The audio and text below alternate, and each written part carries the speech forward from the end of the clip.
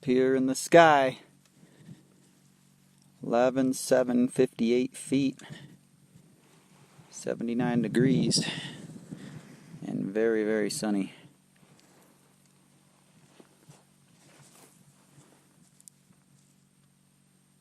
Kohala, Maui, Hulalai, Mauna Loa's over there.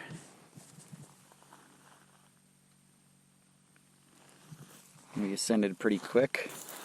Had to shift down to second gear on the 350 a couple times.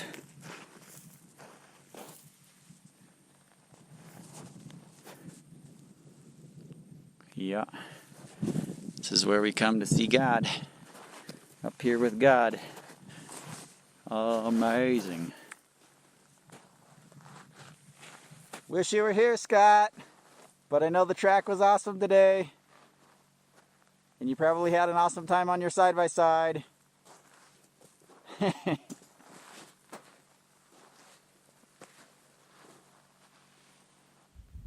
12,480 feet, I think. Raced the biathlon this morning. Totally sucked ass. Personal worst in the swim. One of my worst runs. But now I'm up here building red blood cells. We rode our dirt bikes up to 11,700 feet and then hiked to the top of this, I guess kind of a cone. Maybe it's not a cone actually. Yeah. Dirt bike barely runs up here. Mountain climbing with a chest protector, motorcycle boots, and dirt bikes 1,000 feet down.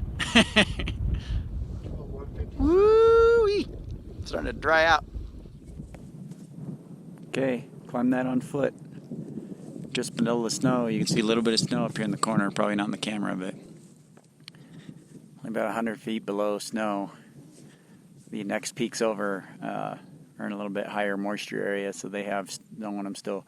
Quite a bit of snow actually, but it's all dried up on this side.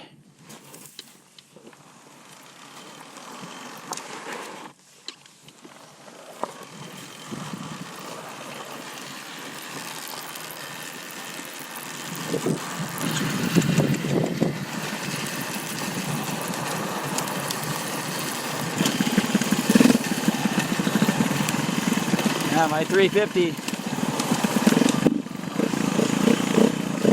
does not want to run up here. It's 11,700 feet.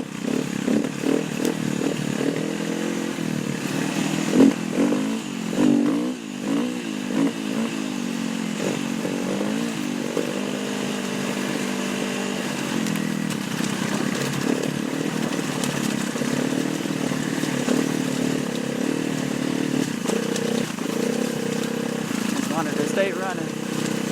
We got off a hike and the bike got cold and it starts getting real temperamental around 7,500 or 8,000 feet, so it did not want to start again. Head up there at 11.8, so luckily we had this big downhill. I was able to bump start it, I think in 5th gear, and you were hearing that. Super shitty mapping in these EXCs. I have the TPS turned up to 72 right now, so that helps start it down at the lower levels. But these big, huge cinder fields, you know, they got all this rock and stuff in them, so it's not like it's a sand dune or anything. Out there in the distance, that's possibly little Mauna Kea silver swords, which is a protected species, so we make sure not to go near that stuff. We do be good stewards of dirt biking and don't go off on any crazy areas. We're staying here on the hunting roads, so you can see a little patch of snow still right up there on the summits. Yeah, my buddy's bike's probably not starting either. I'm not going to turn this thing off. until we get down to about 9,000 feet. It's like floating on ice.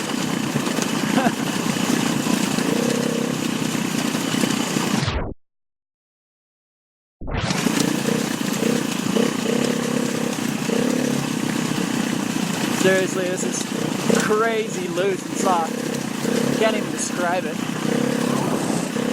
No, that was just grass. That wasn't silver sword. Anyway, we're still good stewards. Rear tire just floating right now.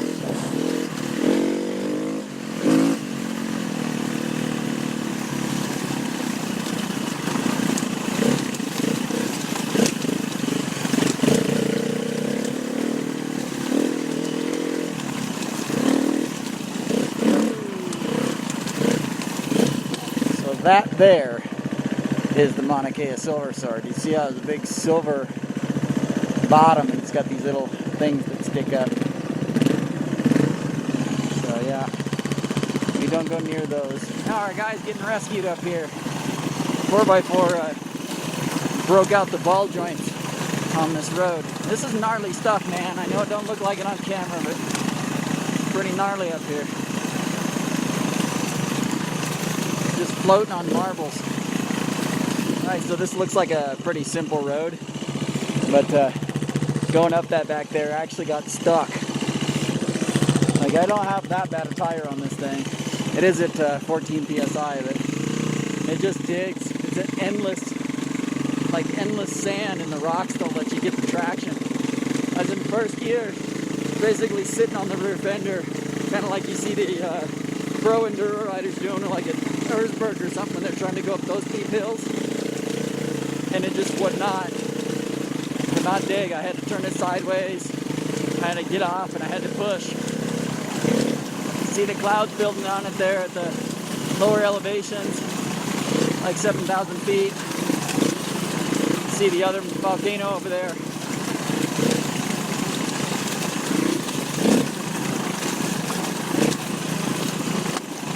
And this is loose.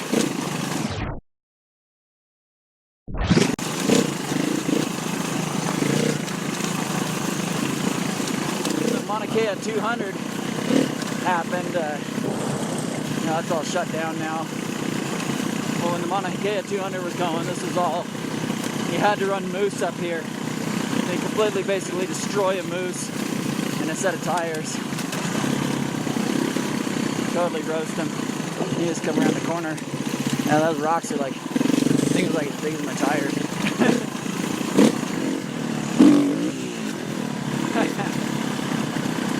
I still have these forks like 18 clicks out from riding that super gnarly rock stuff.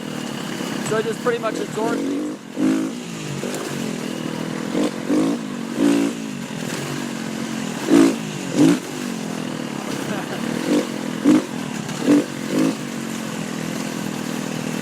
It's pretty fun. It's a little sketchy because you're floating so much.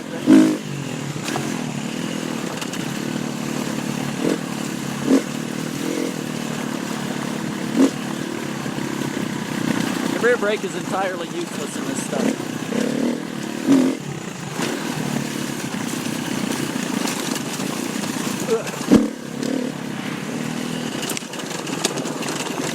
See, like right there, you literally there's just no brakes. There's no brakes.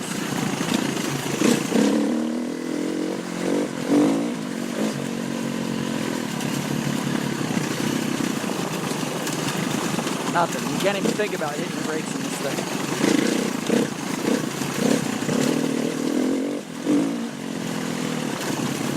Just steer around.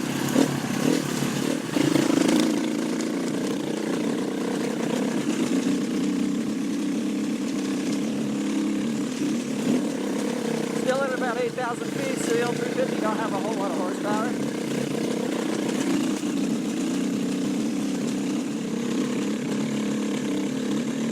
Let her dig into this.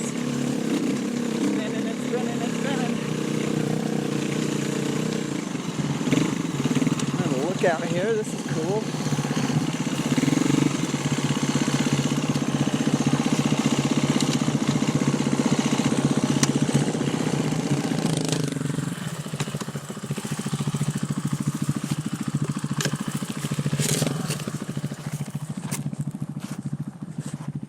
Little looky loo.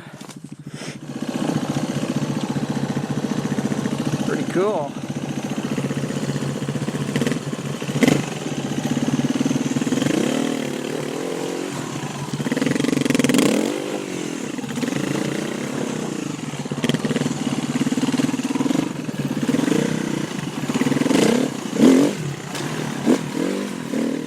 I convinced my buddy to turn around on this, come down this road. It's fucking hard as hell to turn around out here. These rocks are just so loose. And I went about 20 yards further down the road and it's a dead end. It took him like 3 minutes to turn around. I almost crashed off camera just riding down the road. It's so slick. It's like riding on ice cubes. It's just fucking insane. It's like does no justice. The camera does like zero justice to how slick this is. It's just the rock here is so light, you just cannot even look at your brakes. Oh fuck. They'll just grab you and dump you. There's rocky downhill shifts where this enduro suspension really shines. It's so soft. It just absorbs a lot of stuff and stays planted pretty well. This corner, I mean, it's a fucking nightmare. You just can't put the brakes on at all.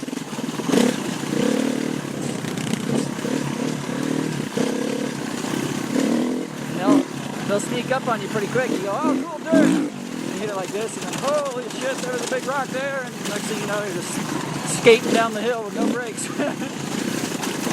Hoping you can make the turn. This is slicker than any mud race I've ever ridden in my life. Like, I'll just go in here. I'll hit my brakes right now. Like, that's just, you just hear the back tire lock up. And that's just like barely touching. There it's locking up under compression braking. Might have crashed my buddy. Nope, he's going. So the sun's setting right now. We got the dust on the goggles, a lot of shadows. You hit a football-sized rock, it takes you out. Right there. Whoa, shit. Go wide so you can hit the berm there. It's all good. I'll eat some dust for a while. That way I can, like, just do little sprints. I can ride more aggressively, but, you know, 80 yards at a time. It's kind of fun.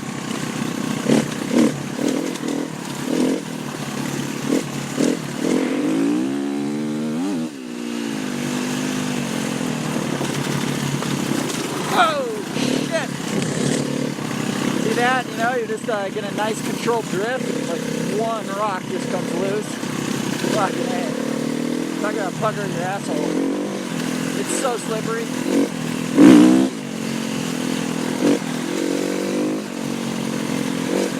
You fall down on that stuff, it hurts so bad. So yeah, this isn't really my kind of riding. Like, I'm having fun right now. I'm not like dissatisfied.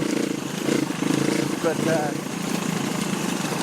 you know, it's kind of like, this stuff is just dangerous. It's not really gnarly. It's just dangerous. It's like, it's going 20 miles an hour, we'll just say.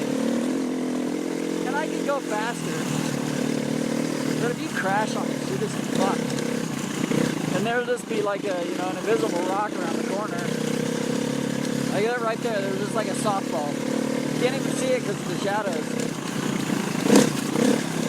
You know, it's entertaining, but it's not my thing. It's like, it's not gnarly enough to like kind of get your adrenaline up, but it's just kind of dangerous if you make it gnarly. Like, you fall down on this shit, you just, your arms and stuff snap. This is no protection. I mean, I'm on a motorcycle, and like the views are pretty, so I'm not complaining. But you know, the state of Hawaii doesn't want us to ride on anything that has dirt. They just want to restrict us to this fucking piles of rock. Probably to just discourage us. But like technically, if this EXC wasn't street legal, I'm not allowed to be on this road. The only reason I can be on this is because it's street legal. They won't allow dirt bikes like at all. So if I was riding my 250SX right now, like I couldn't ride any of this. And you know, so people just, you have to fork out tons of money for a dual sport. And let's face it, like they're freaking, you know, there's very few that come up for sale, and they're 6,000 and more. So you just can't get the average guy out here to come out here and, you know, look at nature, talk to God, man. I mean, this stuff is super pretty. I'm riding with my Liat today, 4.5 helmet.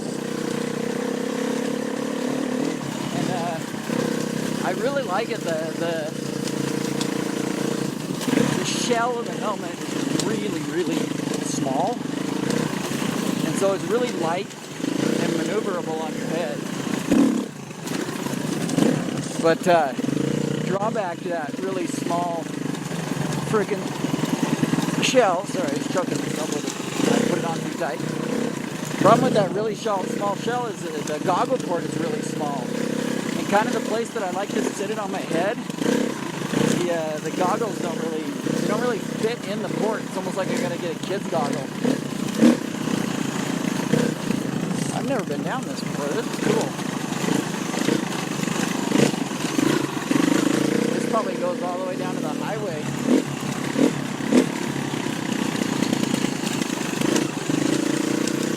It's getting pretty hard to see with the sun though.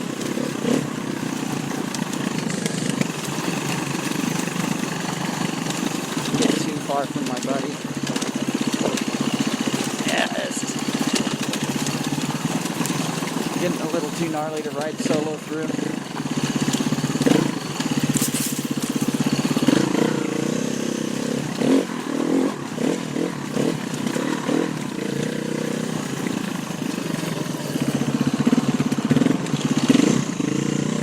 Wow. It's kind of neat in here though.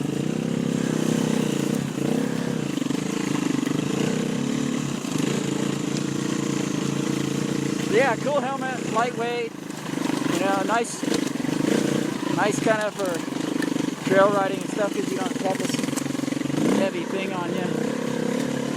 And, the goggle port is extremely small. You gotta lean all the way back on this stuff. That's such loose rock. Just let it just bog up it. Sun's setting now. It's gonna get pretty cold. It's kind of like Arizona or whatever. It'll get cold real fast.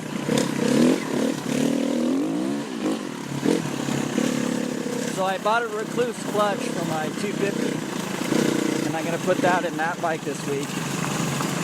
Like I really want one for this bike too. It's just, you know, how many $700 clutches and stuff can I afford?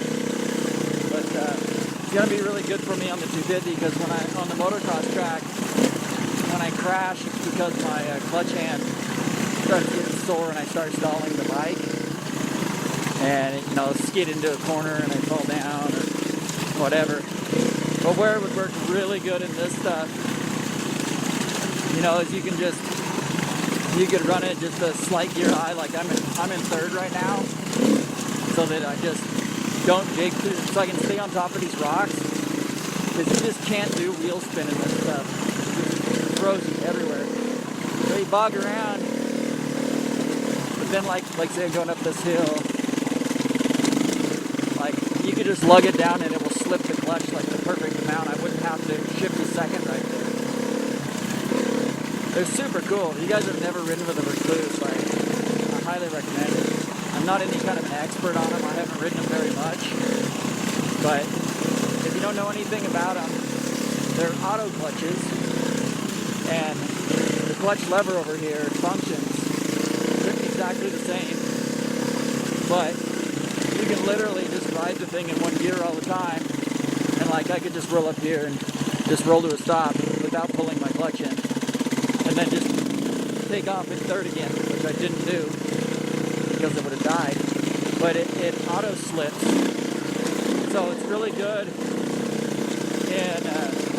in mud and technical terrain like this, because you can just really just let the bike lug. And you would think with slipping the clutch all the time, like automatically, that it would just wear the clutch out. But the things are bomb-proof. And the one I just got for my 250 is called the Radius X. And what's cool about that one is it doesn't have all the fancy billet hubs and stuff like the Core EXPs do, but it's just the auto clutch. I believe they call it Core technology. It's the auto clutch part, and then it has a really good clutch that's thinner, and so it actually has more clutch plates inside of it. And that's the clutch that actually all the like pros run, because when you get the extra clutch plate in there, it gives it hooks up better. It gives more power. So they call it a torque drive clutch.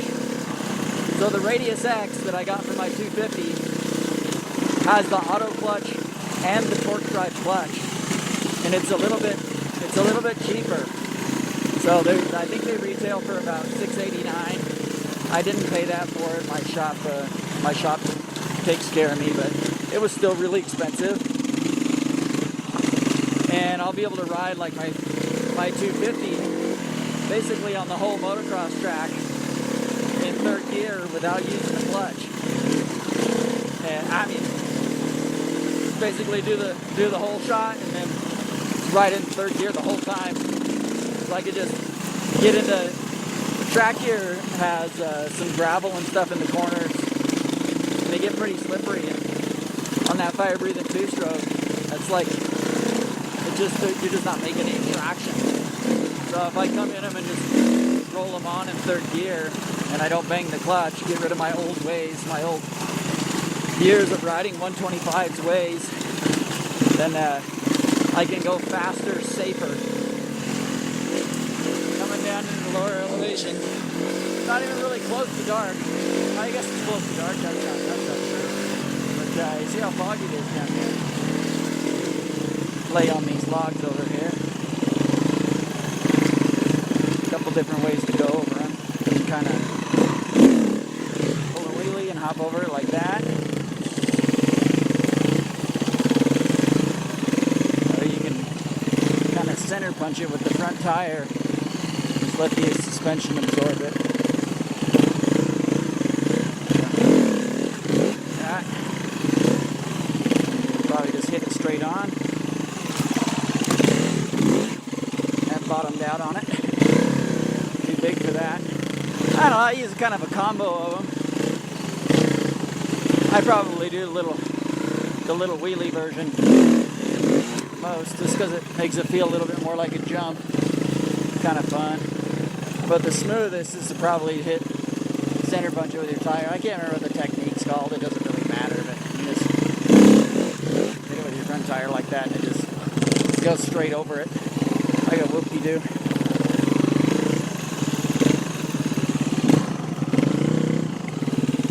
There's a little fiddler guy here. So this isn't a small log. It's a, I don't know, color 12-inch log.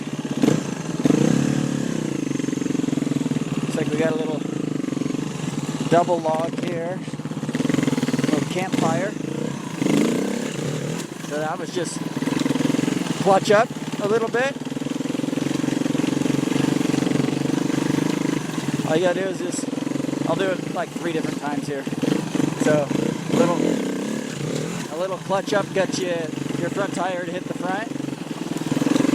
So if you watch a lot of the pro riders, they don't really do it that way.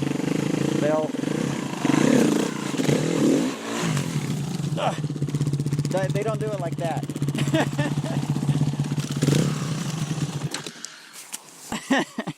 So the front tire or the second log was a little bit sideways, and I just kind of fell over. That's not going to help my little neck problem, but you can see kick the log up on top of the other log.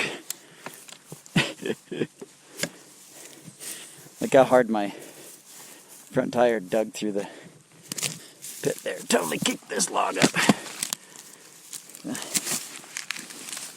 We'll just remove them. And then move this over like that. Anyway, my pro demo wasn't really a very good pro demo. So we'll do it again here. Come at it. So that was just a press the front end. You guys have probably all seen this before. Probably not telling you anything new. So come at it. That time that was not clean. I was going a little too fast. Anyway, I usually pop my clutch. I don't know. I'm used to using the clutch, so I just. And as long as you don't give it too much throttle, the log won't roll too much. If you keep the throttle going when you're going over the log, that's when you start having troubles with the little clutch method. You just need to make sure that when the back tire hits, it's not going to spin on the face. So yeah, all that. Same thing to do at wheelie. Just cover the rear brake with your foot. Pop the clutch. You just cover the brake so that if you start to go over backwards. I'm definitely not the ultimate slow wheelie guy. Suspension's super soft on the back of this. I'd need a lot more practice. I have much control in this hand right now from riding all day here. So.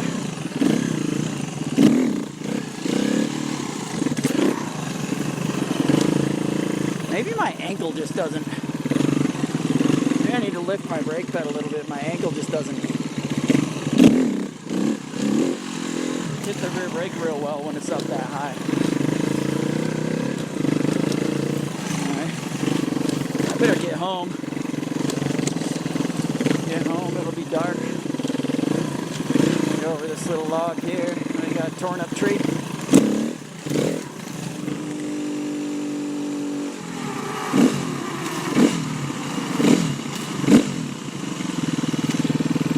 Alright guys, headed home. That's it for my Sunday motovlog. Hope you enjoyed.